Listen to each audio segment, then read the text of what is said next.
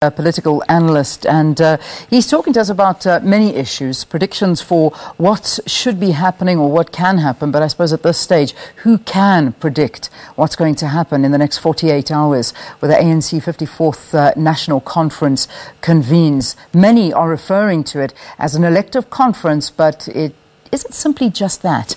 Because there's so much more riding on this. Aubrey, again, thank you very, very much for joining us here on the program. I just want to quickly touch on what happened yesterday as well, because I think this is going to set the foundation for a lot to come. So we saw that the court found the president acted and is personally liable for the costs of this judgment. What is the significance of this judgment now? Well, increasingly our courts are erring on the side of fiscal prudence. Because in the past, what has tended to happen is that senior politicians in government and senior government officials have tended to go to court at the slightest provocation. When they lose, they would also appeal without giving due regard to the impact on the fiscus.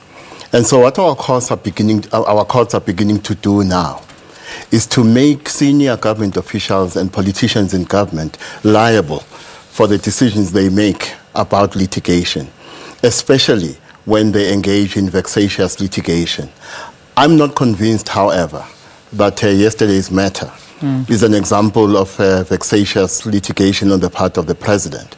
In my view, there is a constitutional question to be answered, and therefore, in my view, he should appeal, and it should go all the way to the Constitutional Court so that we have a final answer from the Constitutional Court whether this power of the president can be taken away. Yeah. Well, you know, we've seen so many rulings coming in. I mean, this is almost just the cherry on the top. But if it goes to the Constitutional Court, then, you know, I'll have to find another way to describe what it is. Because let's take into consideration the Constitutional Court judgment on Nkandla. That's one.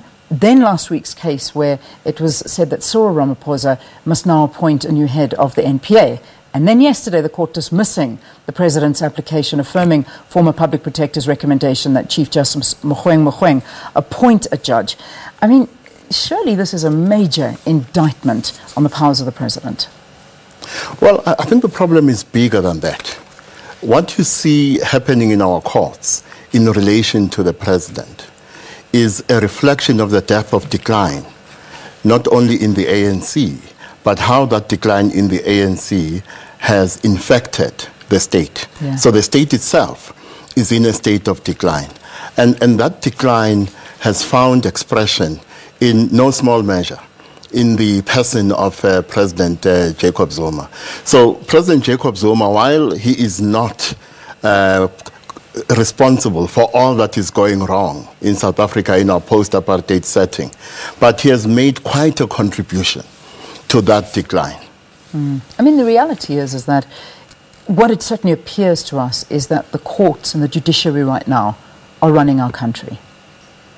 Well, I think it's about confidence, because what we lack in South Africa today in the relationship between those who govern and those who are governed is a relationship of trust. We have seen erosions in confidence on the part of the citizen in his and her relationship with those who govern us. And as a result, what decisions in court are beginning to reflect is this erosion in confidence on the part of citizens in general when it comes to how we are governed by our government. Yeah, and you're also getting opinions from different political leaders. I mean, we saw over the weekend the ANC Women's League President, Batibile Dlamini, accusing the justice system of immersing itself in politics. And that was before yesterday's judgment, basically saying that it's taking sides. And then you get the Progressive Professional Forum wanting 3 judges of the North Gauteng High Court to be impeached because of their overreach. Now, should there be concerns as well about the conduct of the judiciary? Well, there is an attempt to drag the judiciary into what are essentially internal ANC battles. And so these outrageous attacks on judges and the judiciary are part of broader battles within the ANC. So there is a tendency, an example being the debate about white monopoly capital. you saw two tendencies there. Those who acted in support of President Jacob Zuma invoked white monopoly capital dishonestly, and his opponents denied its existence dishonestly. In the same way, depending on what the judiciary does and what it decides, the political impact of a judgment will impact itself on how political actors respond. So those who are affected negatively by a court judgment will be hostile towards the judiciary, and those, of course, who are advantaged by a judgment will respond in a more favorable manner. Yeah. You know, Aubrey, with everything that the ANC is dealing with now, we are sitting 48 hours away from a massive conference where, if all goes according to plan, we could see a leadership change coming about this weekend. There is a lot of infighting within the ANC, a lot of uncertainty. A ruling like this, a judgment like this, I mean, does this not damage the ANC further? We heard Zizi Kodwa yesterday basically saying that all that's left now is that the ANC must act against the president. Well, I don't think this judgment adds much to the damage that has already occurred to the ANC. And therefore, I don't think this judgment is going to be a key factor in shaping the outcome, for instance, of the leadership contest. All right, so you think that this is really just, it's just moving into the queue of the issues that have to be dealt with at the conference. Now, we talk about the conference coming up. Is it clear-cut? Because this is probably one of the most difficult conferences to predict. It seems like it's a two-horse race at this moment, yeah. But where do you think the power play lies right now?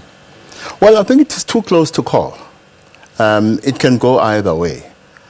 The thing for me, though, is that a year ago, I had no problem in predicting quite confidently so that Nkosazana Dlamini Zuma would win the leadership contest. 12 months later, I'm not so sure, because the race is quite tight. And it is quite tight because the momentum has been shifting away from Dlamini Zuma towards Ramaphosa. The question is whether, by the time of the election, probably on Saturday, the momentum shall have shifted decisively and enough for Ramaphosa to emerge as the victor in the presidential contest. Aubrey, I know that you're with us for a little bit longer, so we'll continue to delve deeper into that. But the time now is 7 o'clock here on Morning Live. Let's get into the main news bulletin.